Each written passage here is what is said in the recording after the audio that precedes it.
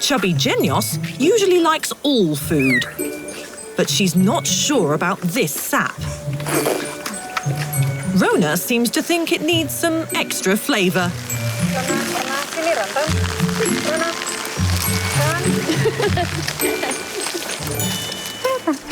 Borneo's jungles flood every year in the rainy season, so being able to navigate over water is a crucial skill.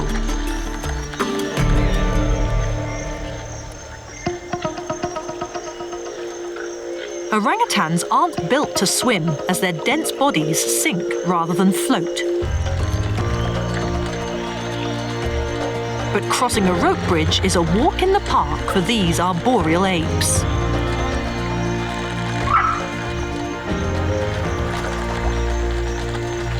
Even Kessie, with her missing hand, isn't fazed by the obstacle course.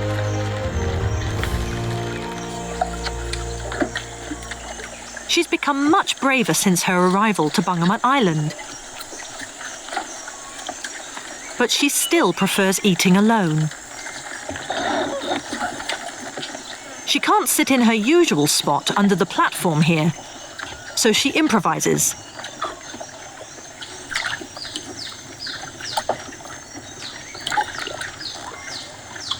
As she munches away on her favourite turnips, something catches her attention.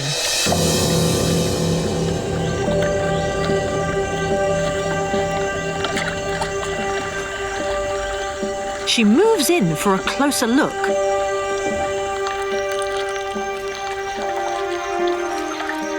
But there are no ropes to get her there. At first, she walks on submerged trees to keep her head above water. But then, she actually swims. This is very unusual. Drowning is a major cause of orangutan deaths. But orangutans who grow up in rehab appear to be more curious than those in the wild.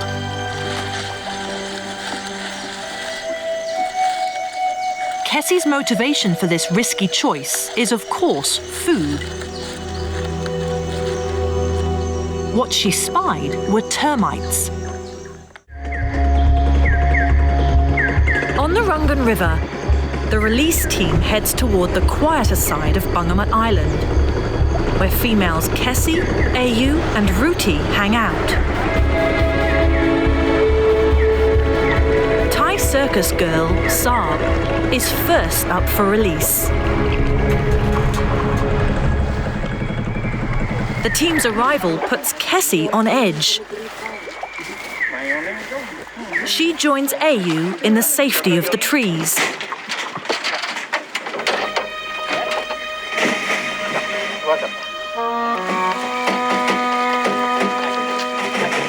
Saab doesn't wait around, though.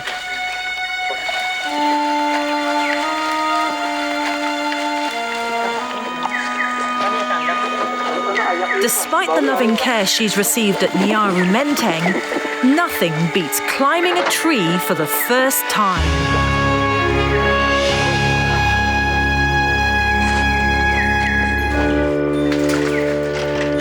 Jerry's getting impatient.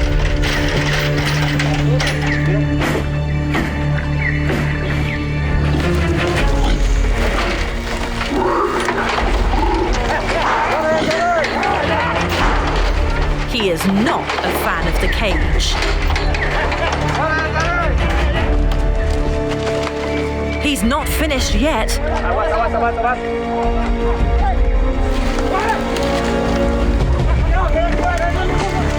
Valent is still trapped in his cage. The team has to stop this. Teknisi flanks the angry male.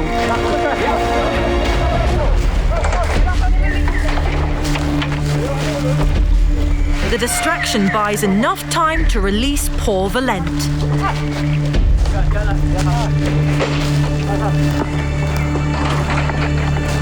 And then, As suddenly as it began,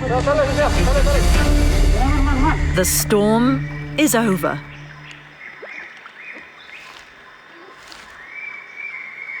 The SNAKESI offer Jerry a sweet peace treaty. It's time to leave. And Jerry takes one more charge at the team to send them on their way.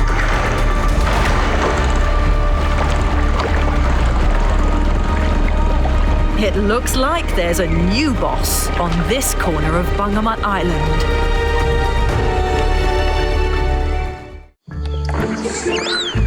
At the water park, everyone wants to have fun, including Benny. When the lunch bell rings and bananas are on offer, Benny comes in like a wrecking ball.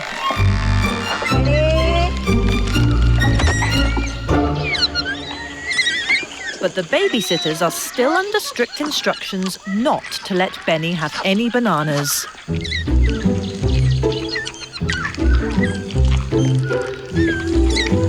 Everyone gets a treat. Except Benny.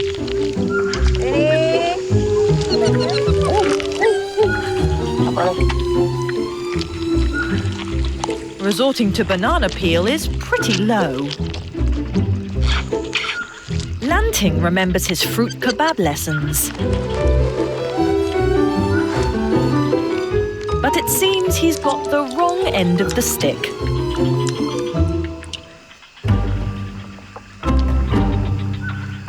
Benny's desperate for fruit.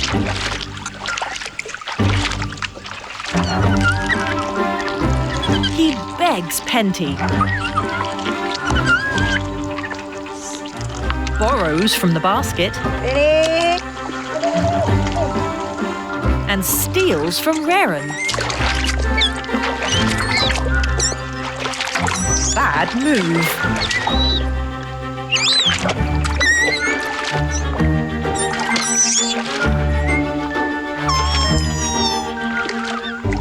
Poor Benny. Over at Jungle School, forest groups 2 and 3 are taking class together. Today's challenge is to master the 2-stage process of opening a coconut. First, husking, then nut cracking to access the sweet milk and the meat. 4-year-old Yoko is a Group 3 student, and he's got this down.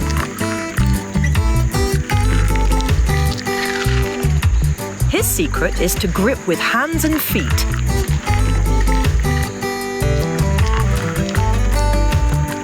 Yoko's skill attracts a spectator.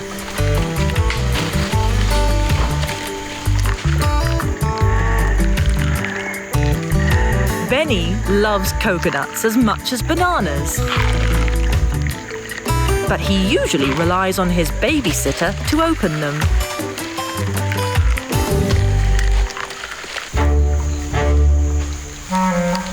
Benny reverts back to an old habit.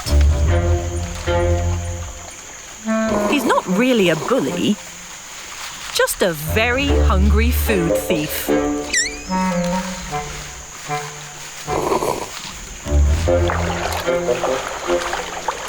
Nine-year-old Rinto turns up from Group 5 to police this coconut conflict.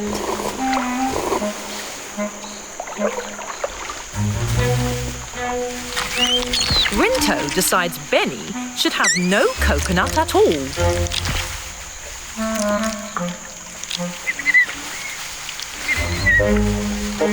Nope, not getting this one either. Poor Benny. All he's left with is a pile of sodden greens. It's not fair. Yoko's still got a coconut. With a surprising burst of energy, Benny goes after him again.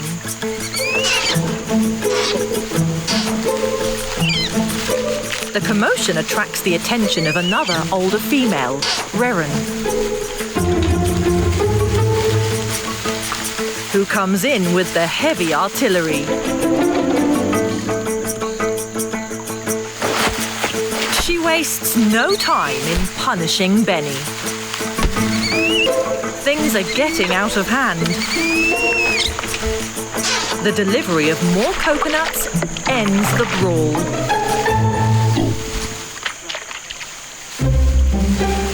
Benny's left with just an empty husk and his low social status.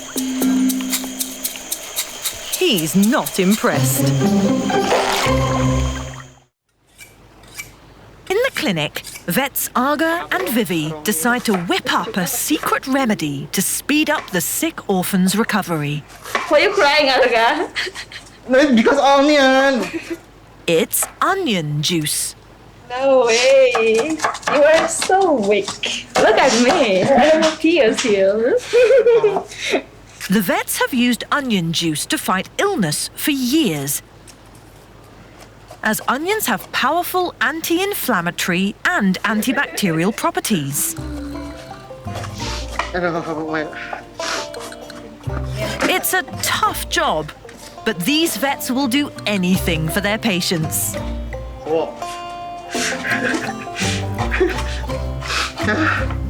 A pinch of sugar sweetens the mix. Lianya juga nggak mau, udah. Some tape to deter thieving macaques. And the juice is ready to bake in the hot Borneo sun. Now it's the older students' turn to benefit from some onion juice mixed with vitamins.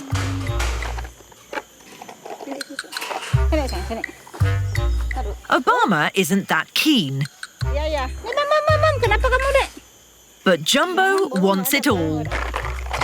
Aku nih paling gak suka obat oral kayak gini, heran aku sama Mbak Yati juga, Sri figures she needs a new strategy to disperse this popular medicine.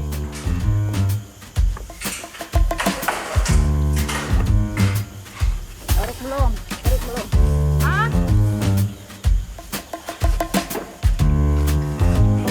Meryl's always well-mannered. Valentino demands more.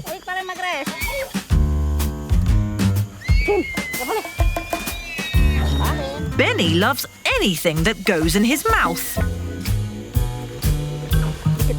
He happily takes it all without a fuss.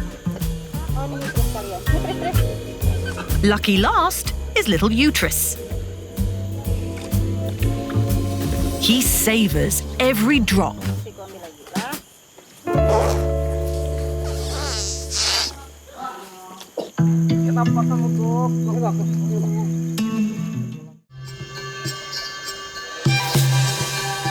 Deep in remote jungle, an unusual day is about to unfold for the pupils of the Borneo Orangutan Survival Foundation's Jungle School.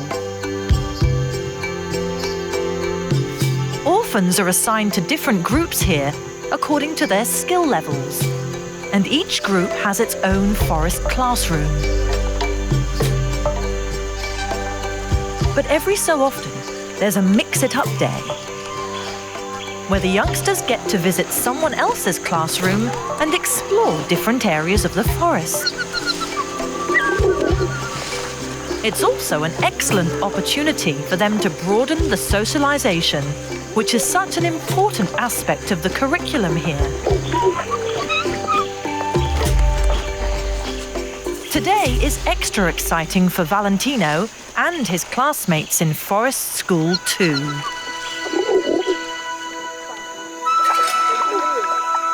They're visiting Group 3, whose classroom has turned into a water park. It's early in Borneo's rainy season now, and overnight, rain has flooded the stream. In the wild, torrential rain can submerge the jungle into a lake within hours. Orangutans generally don't swim, but the students have to learn how to forage during a flood.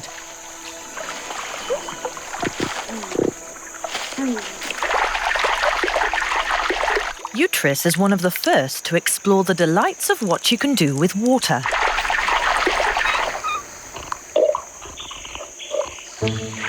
Svenja, one of the Group 3 kids, has figured out how to blow bubbles. Benny copies, watched closely by Shiro.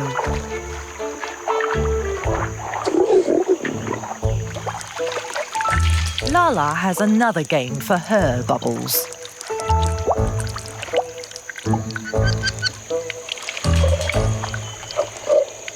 Valentino appears a little out of his comfort zone, not really wanting to get his feet wet.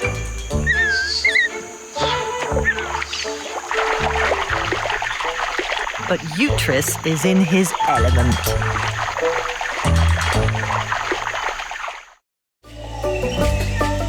At the new baby house, where the youngest orphans now live, everyone seems enthusiastic about the different morning routine. But once the doors open, the bravado vanishes. And many of the nursery babies cling to each other for comfort, as they're still getting used to their new home. This morning, Jelapat's missing his usual hug buddy, Telecan, so he's brought his security blanket along. Everyone rides the wheelbarrow buses for another day in the forest.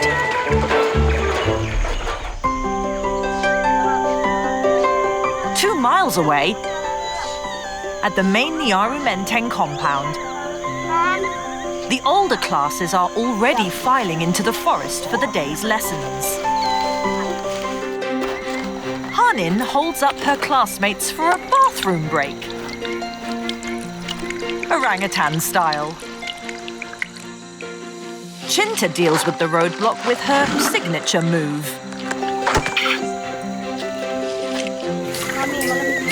The Group 2 students pile onto their platform as babysitter Letta constructs one of the famous fruit kebabs the team uses to encourage the students to forage in the trees.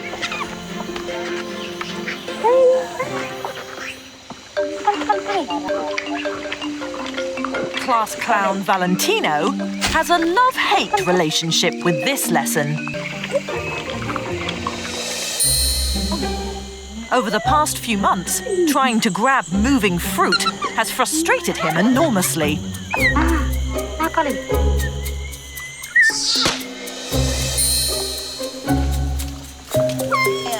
He makes a token effort today. But Valentino has no patience for this. And so he goes straight to the source.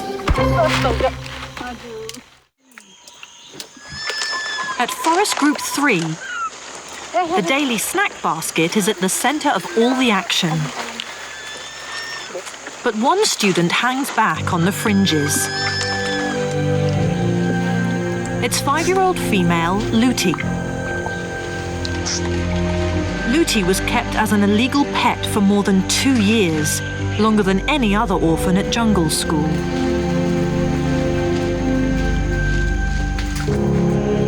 She's been in forest school for almost a year, but is taking a long time to adapt to the crowded chaos of class.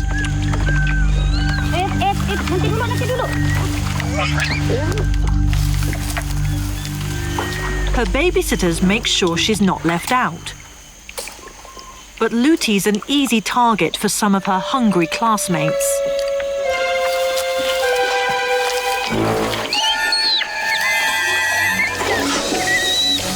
Jumbo steals her soybean snack.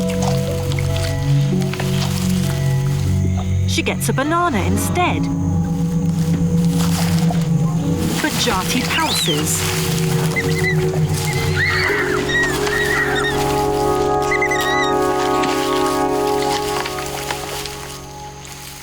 Ruti has developed a bad habit to cope with this bullying.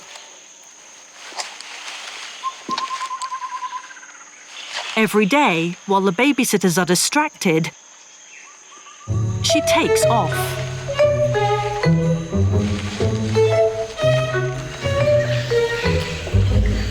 Every day when she escapes class, she heads for the playground. She gets all the toys to herself. There are even new orange barrels to explore. But there's a catch. Official recess is still a few hours away. So the usual hidden snacks are all missing. That's okay. Luti's got another plan. It looks like the coast is clear.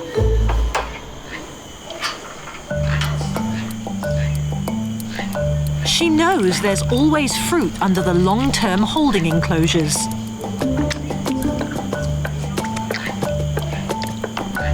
But the real treasure is up above. Inside are older orangutans who are waiting for space on the pre-release islands. But they're used to Luti turning up every day. Now, what have they got here? Nope. That's the ticket.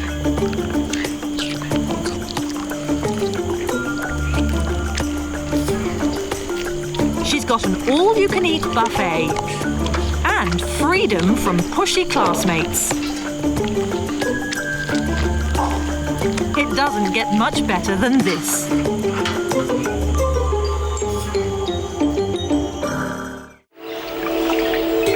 At the Group 1 classroom, the babysitters have a plan for the flooded pool to teach a new lesson in food gathering. Vegetables on stilts are a genius take on the famous fruit kebab, designed to encourage students to master pond foraging in the wet season.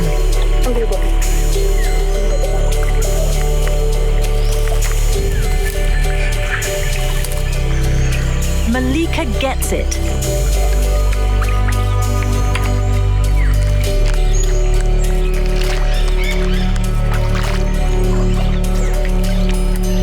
Extra support from Letta gives Malika the confidence to try this new step towards her wild future.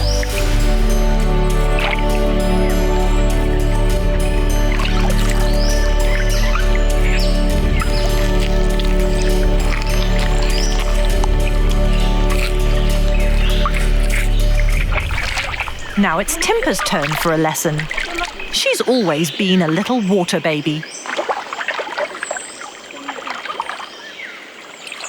Letta shows Timpa how to scoop water.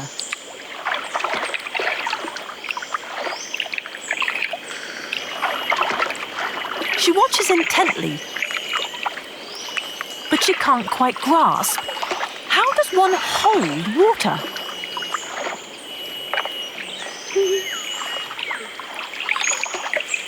Just as she's had enough,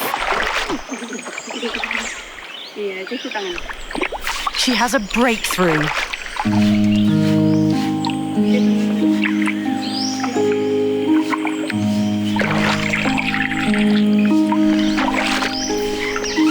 Figuring out how to use a tool to hold water is a simple but useful concept that both humans and primates need to learn.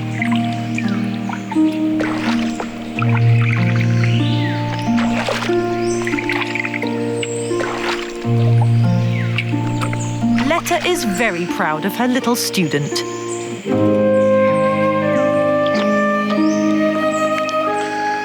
These two share a true bond, and Timpa isn't shy about her affections. Borneo is home to around 160 species of snake, many of them venomous, including this keeled pit viper that strayed into the compound from the surrounding forest. The staff quickly captured the intruder, and Mulyono has decided it's time for Group 4's lesson in snake awareness.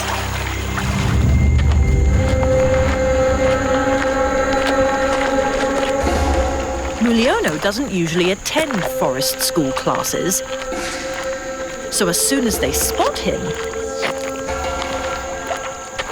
the students can tell this is no ordinary lesson. Jumbo and Yoko try to scare him off.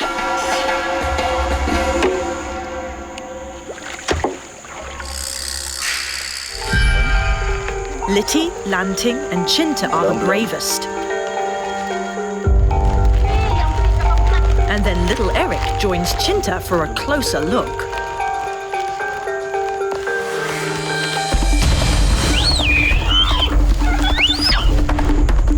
This snake is rubber, but it looks real enough to the orangutans.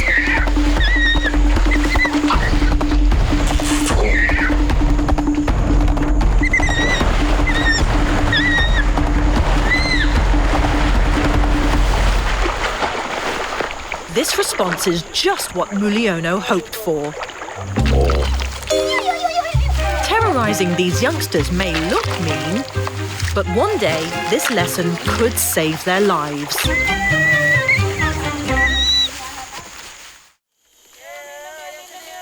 First lesson of the day is Buayo, or fruit time.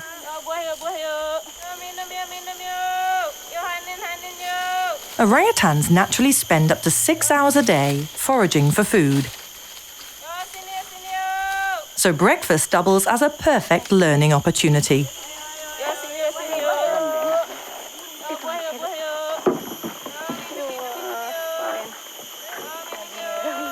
This morning's lesson is in coconut cracking.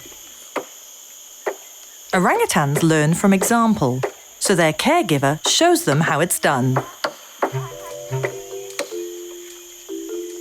Mumut, a little male, catches on immediately,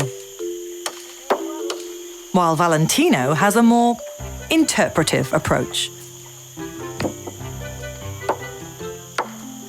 With his distinctive pale belly stripe, Valentino is the class clown of Forest School Group 1. What he lacks in technique, he makes up for in exuberance.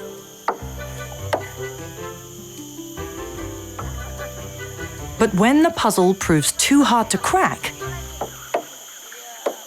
Valentino does exactly what he would do if he was in the wild. Asks Mum for help. Valentino was found alone in a forest as a baby after his mum was killed. Babysitter Letta is currently his foster mother, and she knows Valentino must learn to do this on his own if he's to ever graduate from jungle school.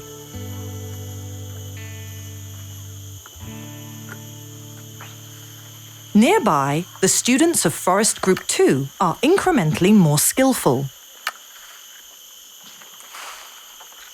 It's not so much age that divides Groups 1 and 2, but ability. Little Meryl has learned how to husk her coconut so she can enjoy the sweet milk.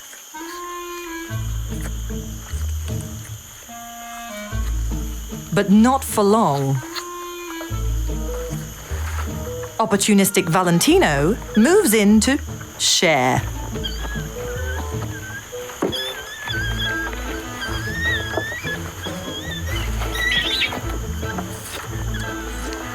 He may not be the best at coconut cracking, but learning how to reap the rewards of others' hard work could be an excellent survival skill.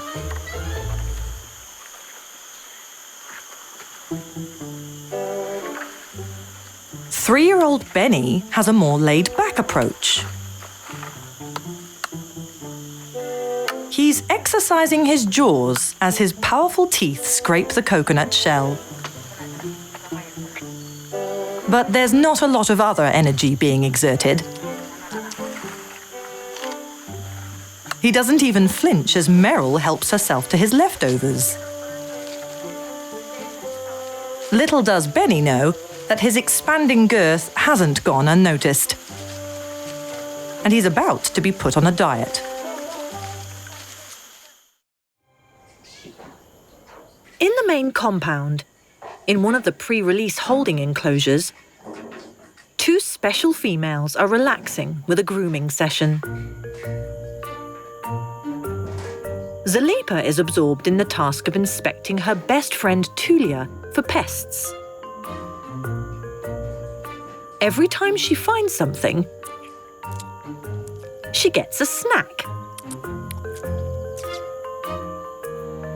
These 2 14-year-olds have been roommates since they graduated jungle school 5 years ago. They're waiting in the queue for a place on one of the pre-release islands. But their snack is about to be interrupted. For the best of reasons. Ya, selamat pagi. Rekan-rekan aku yang budiman dan budiwati. Dan Mayat. Hari ini kita Vet Marios briefs the team that space has become available on one of the pre-release islands. Tulia and Zalipa have been chosen to make the move to this protected environment.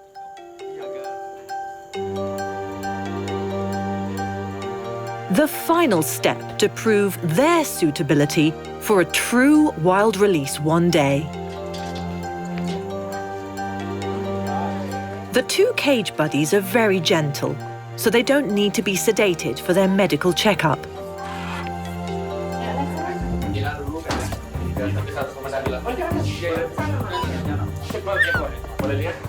Zalipa isn't a fan of the scales, whereas Tulia doesn't seem too intimidated by being weighed.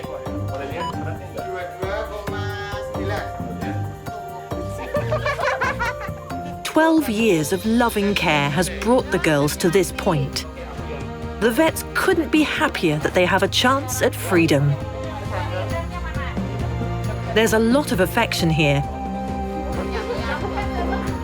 as Tulia and Zalipa receive a mild sedative for the journey ahead. Sama, 36,7. Transportasi perutnya aja nggak beres.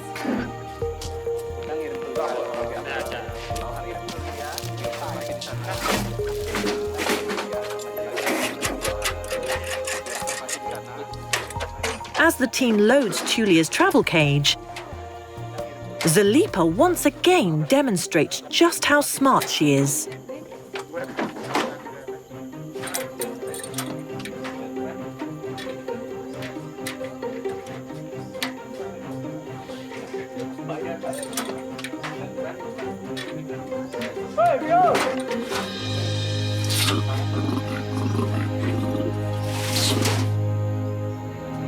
What these 2 inventive females will get up to on a pre-release island after 5 years of waiting is difficult to predict.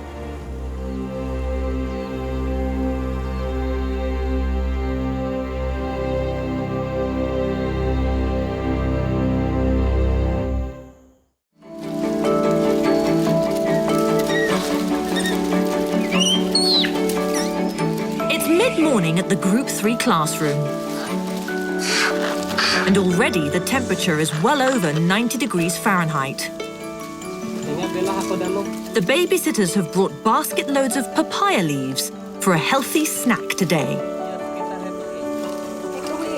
But one of the students is planning an alternative use for his leaf.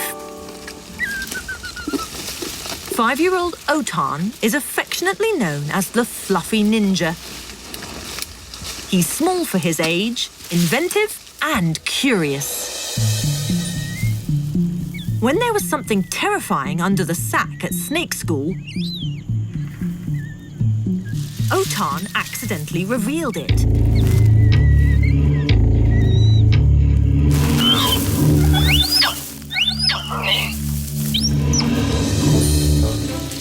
Today, he's going to wear his leaf. It's not a fashion statement, though. It's sheltering him from the hot sun. As is often the case in jungle school, Otan's experiment catches on. Valentino copies. And so does Junior. These leaves were supposed to be a snack. Turning them into sun hats shows what creative thinkers orangutans are. And of course, they imitate each other. The trend spreads like wildfire. Valentino is first to take things to another level. Hat stealing.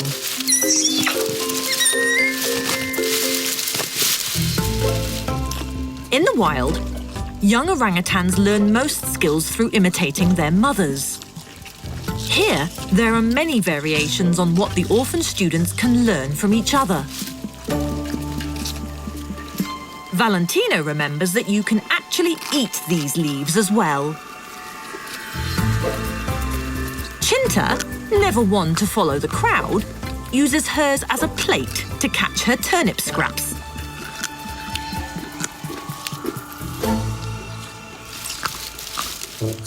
Benny turns up and seems unimpressed by Valentino's look. The new Benny is way too mature for this. He's off to climb a tree. Benny. An activity usually too energetic for this plump orangutan. But he's giving it a go.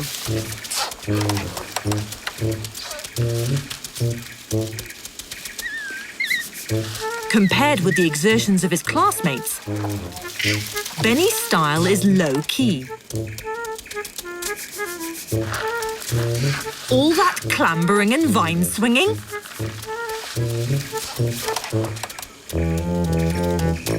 Way too much effort. April usually marks the end of the wet season in central Kalimantan. But this year, the mid-morning storms won't let up. The Nyaru Menteng Teknisi are used to delivering food in the rain as they head up the Rungan River to Bangamat, one of the pre-release islands. In these protected environments, the older graduates of jungle school hone their survival skills, the final step in proving their suitability for wild release. Today, there's a challenge for the Teknisi when they reach the feeding site.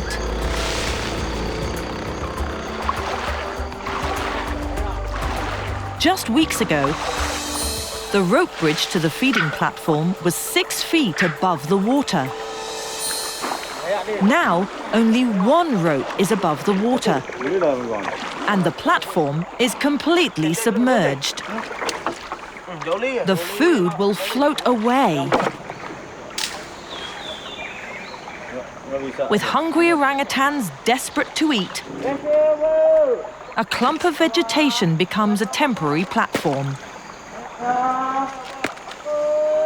The challenge now is how the orangutans will get to it, as there are no ropes to help, and orangutans do not like to swim.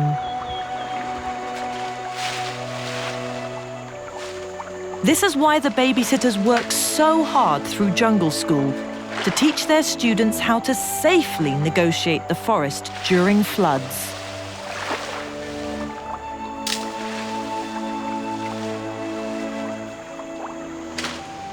Breakfast is the perfect opportunity for a head count. And there's one orangutan the Teknisi are keen to tick off their list.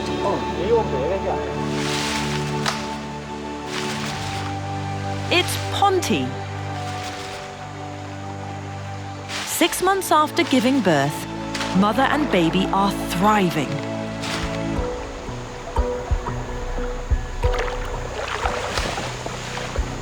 She needs her breakfast, as her infant is suckling many times a day.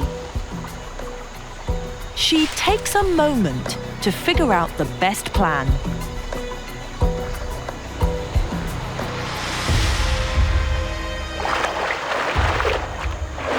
But she misjudges the depth of the water and submerges Punji.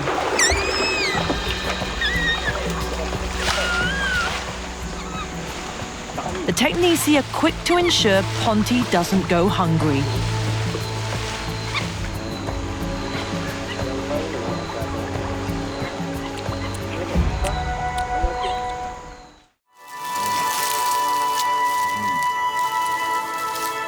While blind Shelton enjoys his leafy greens, the other students have a fruit feast.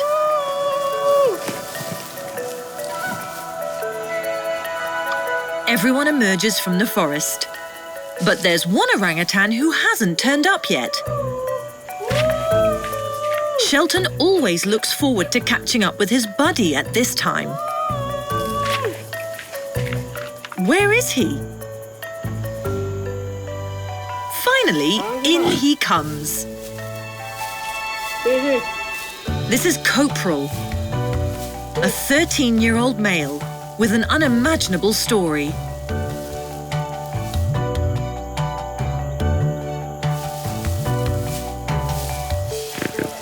When Copral was 4 years old, he was kept as a caged pet in his owner's backyard. One day he escaped and climbed a power pole. Instantly he was electrocuted. His arms were severely burned. Copral's owner took him back to his cage, assuming he'd die. But after a week, Copral was still alive. So his owner brought him to Samboja Lestari. He arrived in a heartbreaking condition. Today, despite his handicap, Copral's doing just fine.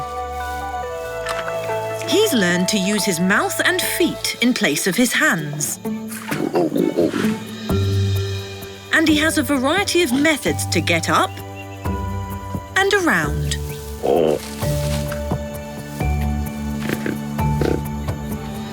Nothing stops Copral. He can do everything his buddies can.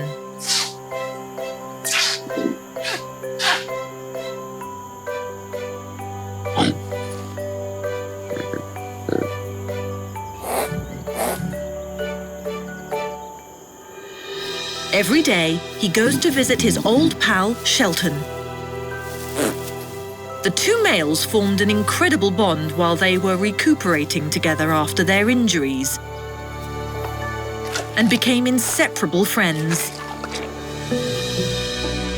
Copral, with no arms, would lead blind Shelton into the forest.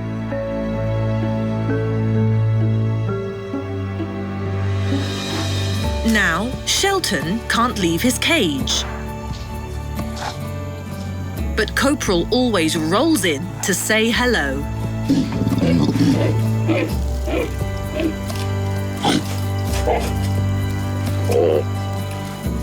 And occasionally help himself to some of his buddies' lunch.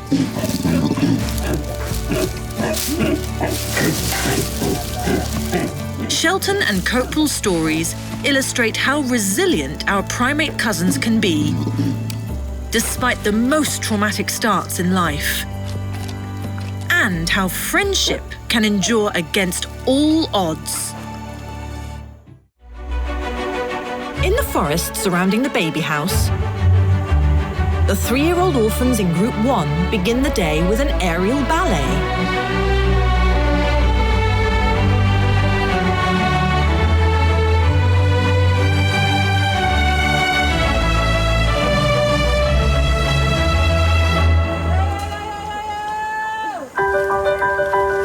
Babysitter Suryati has a brand new lesson for today's class.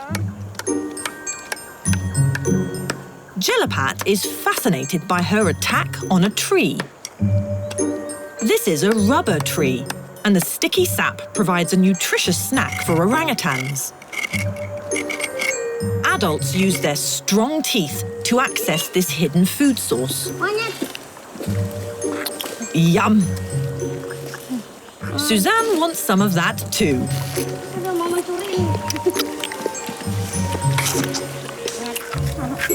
Chubby Genios usually likes all food, but she's not sure about this sap.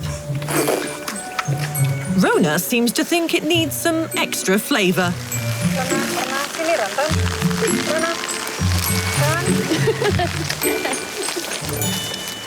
Once Netta gets a taste, she dives straight in.